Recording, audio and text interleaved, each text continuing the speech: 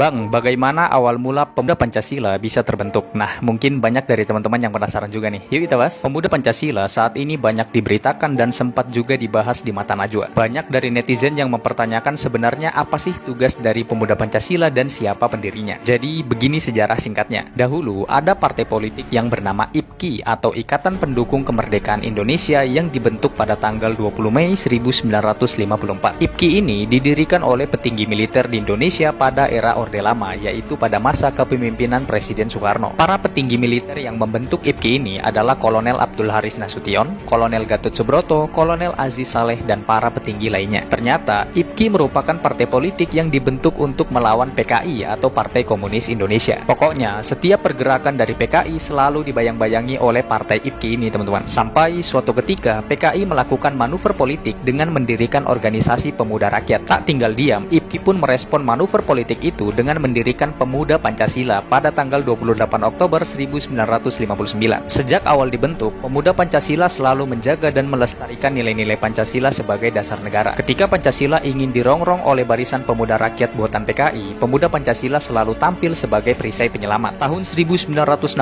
PKI pun menyusup ke dalam sendi masyarakat dan melakukan serangan G30 SPKI. Setelah peristiwa itu, Pemuda Pancasila pun murka dan akhirnya terjadilah duel fisik antara Pemuda Pancasila dan PKI yang tidak dapat dihindari nih, teman-teman. Pemuda Pancasila bersama Angkatan Bersenjata Republik Indonesia atau ABRI melakukan operasi pembantaian terhadap orang-orang yang dituduh komunis. Sejarawan mencatat kurang lebih sekitar 500 juta atau 500.000 orang yang diduga PKI tewas terbantai. Kemudian tahun demi tahun terlewati, bahkan Pemuda Pancasila ini berhasil melewati 3 sistem pemerintahan, yaitu Orde Lama, Orde Baru, sampai Orde Reformasi. Karena dahulu Pemuda Pancasila dijadikan tangan panjang untuk merambah dunia politik, maka saat ini kondisinya sudah berbeda. Dalam musyawarah besar ke-7 tahun 2001 yang berlokasi di Wisma Kinasi Bogor, diputuskan bahwa Pemuda Pancasila tidak lagi berbentuk OKP atau Organisasi Kemasyarakatan dan Pemuda. Namun, Pemuda Pancasila berubah menjadi ormas yang bebas dari segala bentuk permainan politik praktis. Arah kegiatan organisasi ini lebih dititik beratkan pada sektor kegiatan sosial kemasyarakatan yang secara langsung menyentuh kepentingan masyarakat hingga ke tingkat basis atau kelurahan. Pemuda Pancasila juga memiliki semboyan, yaitu sekali layar terkembang, surut kita berpantang, yaitu pada intinya Pemuda Pancasila siap menghadapi perubahan zaman. Oh iya, Pemuda Pancasila juga mendapatkan dukungan dari para elit politik nasional loh. Ketua MPR Bambang Susatyo bahkan sampai Presiden Joko Widodo dan Wakil Presiden Ma'ruf Amin juga tercatat sebagai anggota kehormatan Pemuda Pancasila. Itulah tadi penjelasan singkat mengenai sejarah Pemuda Pancasila dan juga tugas umumnya di masyarakat.